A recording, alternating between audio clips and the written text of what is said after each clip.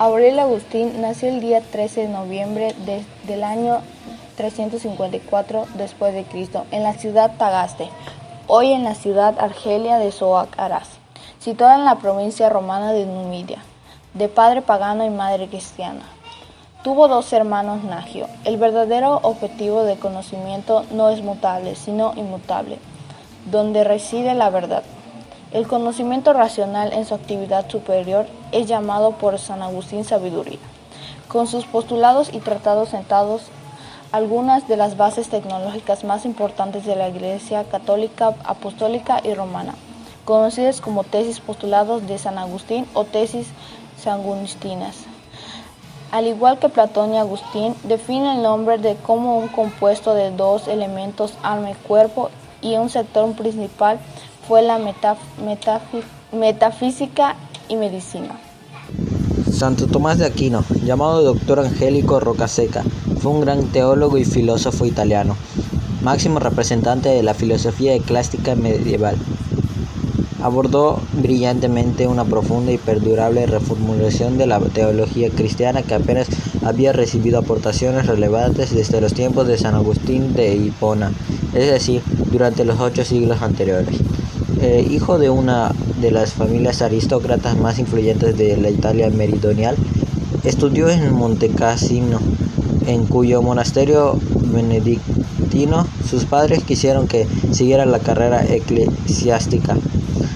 A medio camino entre el espiritualismo agustiniano y el naturalismo emergente, el averroísmo defendió un realismo moderado para el cual los universales, los conceptos abstractos, existen fundamentalmente in re, en las cosas, y solo formalmente en post rem, en el entendimiento.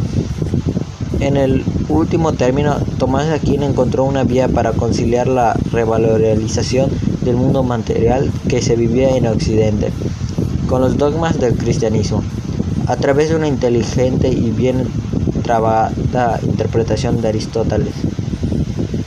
Sus obras más extensas y generales, consideradas más importantes y sistemáticas, son sus 3 síntesis teológicas y sumas: Summa Theologiae, Summa contra Gentiles y Scriptum super Sententias. Sostiene que el hombre es un compuesto corruptible e infinito, consecuentemente de materia o cuerpo y forma de alma. La naturaleza racional del hombre aparece como un ser o alto. En la vida cotidiana se puede apreciar lo que hizo al no haber tantos dogmas como en la época antigua.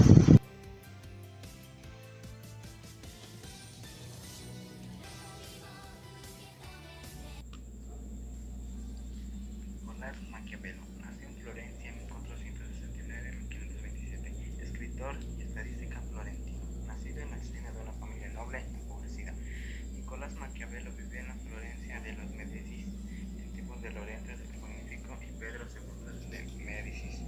Tras la caída de Girolamo Savonarola, fue nombrada secretaria de la Segunda Cancillería encargada de los asuntos exteriores y de la guerra de la ciudad, que cargo ocupó hasta 1512 y que llegó a realizar importantes misiones diplomáticas ante el rey de Francia, el emperador Maximiliano I de Habsburgo y César Borgia, entre otros. Maquiavelo, para lograr ser tan reconocido, basó su conocimiento en el análisis y estudio político de la sociedad, que tuvo un rol importante en los asuntos de la República, haciendo que dar decretos y registros, despachos para guiarnos, así como sus propios escritos, para que tuvo posiciones centrales en el panorama, ya que aceptar cualquier tipo de trabajo a cambio de poco sueldo. Sus principales postulados son como Maquiavelo, muchos otros autores han defendido en decisiones fáciles, siempre hay que sacrificar. Se considera Maquiavelo como uno de los teóricos políticos más notables del Renacimiento para la vida cotidiana, pues con su aporte se abre el camino a la modernidad, su concepción política y a la reestructuración. Se considera Maquiavelo como uno de los teóricos políticos más notables del Renacimiento, pues con su aporte se abre el camino a la modernidad de su concepción política y a la reestructuración social. René Descartes nació en Francia en 1596 y murió en Estocolmo, Suecia, en 1650. Filósofo y matemático francés. Después del esplendor de la antigua filosofía griega y del apogeo y crisis de la escolástica en la Europa medieval, los nuevos aires del Renacimiento y la revolución científica que lo acompañó darían lugar en el siglo XVII al nacimiento de la filosofía moderna. Para Descartes, conocimiento es una representación en la mente humana de lo que se da fuera de ella. Lo que representa las cosas en la mente son las ideas. Hasta ahora la idea era una representación mental de una cosa. Para Descartes es la forma de pensamiento y gracias a ello soy consciente de ese pensamiento. Sus principales postulados son tres. El primero, el llamado precepto de la evidencia, o también de la duda metódica. No admitir nunca algo como verdadero si no consta con una evidencia de lo que es. El segundo, precepto del análisis, dividir las dificultades que tengamos en tantas partes como sea preciso para solucionarlas mejor. Número 3. El precepto de la síntesis, establecer un orden de nuestros pensamientos. Según Descartes se le define como ser humano al hombre, un animal que pertenece a la familia de los Homo sapiens. En la actualidad él tiene que ver mucho, ya que se le conoce como el padre de la filosofía moderna. John Locke, pensador británico, uno de los máximos representantes del empirismo inglés que destacó especialmente por sus estudios de filosofía política. Este hombre polifacetizó, estudió en la Universidad de Oxford, en donde se doctoró en 1658, aunque su especialidad era la medicina y mantuvo relaciones con reputados científicos de la época como Sarmiento. John Locke fue también diplomático, teólogo, economista, profesor de griego antiguo y de retórica, y alcanzó renombre por sus escritos filosóficos en los que sentó las bases del pensamiento político liberal. No coincide con Descartes interponer la idea entre la mente y la cosa, dicho de otra forma, conocimiento siempre conocimiento de ideas, interponer figuras del empirismo, movimiento filosófico que defiende con el conocimiento humano parte de la experiencia. El empirismo sería el germen de la revolución científica. Ningún conocimiento humano puede ir más allá de su experiencia. Locke, ensayo sobre la tolerancia, es una de las obras más importantes de John Locke. Se trata de una serie de escritos que sientan las bases de la teoría política que ofrecen a los tratados sobre el gobierno civil, que creía que debe haber paz. El conocimiento se basa en las experiencias. Para Locke, el hombre es un ser razonable y su capacidad razonadora le hace ver que el fin de toda política es la búsqueda de la felicidad. Una felicidad que, según Locke, reside en la paz, la armonía y la seguridad, de tal forma que no hay felicidad sin garantías políticas que aseguren la libertad. Georg Wilhelm Friedrich Hegel, Stuttgart, 27 de agosto de 1770 a Berlín, 14 de noviembre de 1831. Fue un filósofo del idealismo alemán, el último de la modernidad y uno de los más importantes de su época. Su conocimiento se basa en que él defendía un tipo de razón que resultaba de la relación dialéctica entre las realizaciones individuales y los hechos impredecibles de la realidad, y cuya sustancia solo podía aprenderse a posteriori, siendo de esa forma una razón histórica, colectiva y providencialista. De ahí su expresión astucia de la razón, por cuanto difícilmente alguien podría por sí solo considerar todas las variables relevantes para realizar en el mundo de manera previsible un ideario de la conciencia.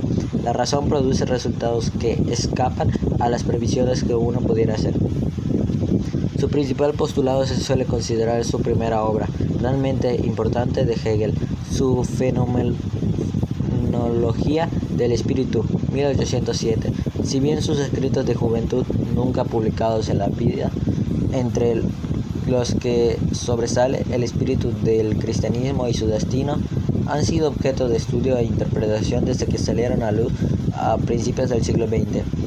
Otras obras prefenomenológicas, como la Constitución de Alemania 1802, dan cuenta del triste estado del Sacro Imperio Romano Germánico a comienzos del siglo XIX. La historia para Hegel es un proceso por el que el hombre Dios aumenta su conocimiento hasta que llega al estado de conocimiento absoluto, es decir, en conocimiento completo y conciencia de que es Dios. Karl Marx, Treveris, Prusia Occidental, 1818, Londres, 1883. Fue un gran pensador socialista y activista revolucionario de origen alemán. Raramente la obra de un filósofo ha tenido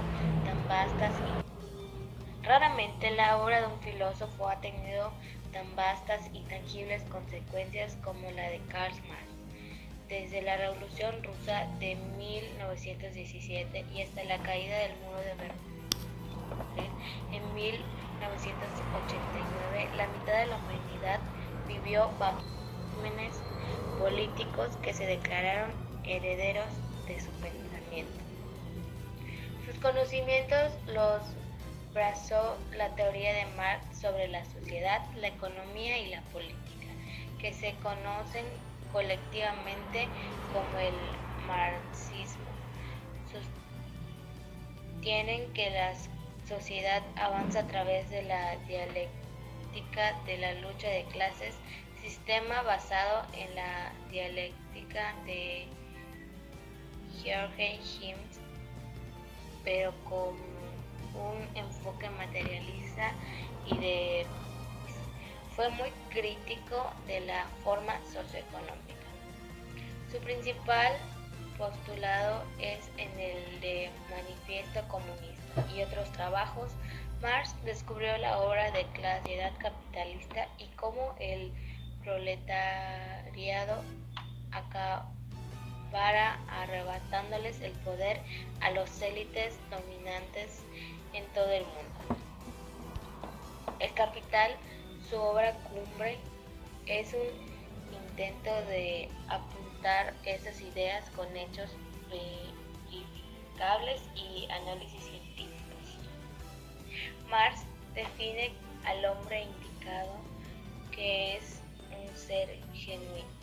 Con ello quiere decir que lo propio del ser humano es siempre lo universal, tanto en el conocimiento, cuyo objeto es lo universal, como en las prácticas. Se relaciona con la vida actual, ya que habla de la lucha de clases capitalistas y eso es una situación que sigue en la actualidad. Friedrich Engels. Friedrich Engels o Federico Engels, Barman. 20. Era un pensador y dirigente socialista alemán. Nació en una familia acomodada, conservadora y religiosa, propietaria de fábricas textiles. Sin embargo, en su paso por la Universidad de Berlín, se interesó por los movimientos revolucionarios de la época y se relacionó con hegelianos de izquierda y con el movimiento de la joven Alemania. Engels se convirtió en el líder indiscutido de la socialdemocracia alemana, de la Segunda Internacional y del socialismo mundial, salvaguardando lo esencial del marxismo, al que él mismo había aportado matices relativos a la desaparición futura de Estado, a la dialéctica y a las complejas relaciones entre la infraestructura económica y la superestructura política, jurídica y cultural. Sus principales obras son La situación de clase obrera, Inglaterra, Anti-Düring, del socialismo utópico al socialismo científico y la ideología alemana. Su visión del hombre es que debía estar adoctrinado de forma económica, política, social y cultural, en la que defiende una organización social en la que no existe la propiedad privada ni la diferencia de clases, y en la que los medios de producción están en manos del Estado, que distribuirá los bienes a todos de forma equitativa y según las necesidades políticas. Hizo grandes aportes a la economía como teoría como la del valor, la cual sostiene que el valor de un objeto está definido por las horas requeridas para llevarlo. Jean-Paul Charles Aymar Sartre nació en París el 21 de junio de 1905 en Nivelles y murió el 15 de abril de 1980. Fue conocido comúnmente como Jean-Paul Sartre.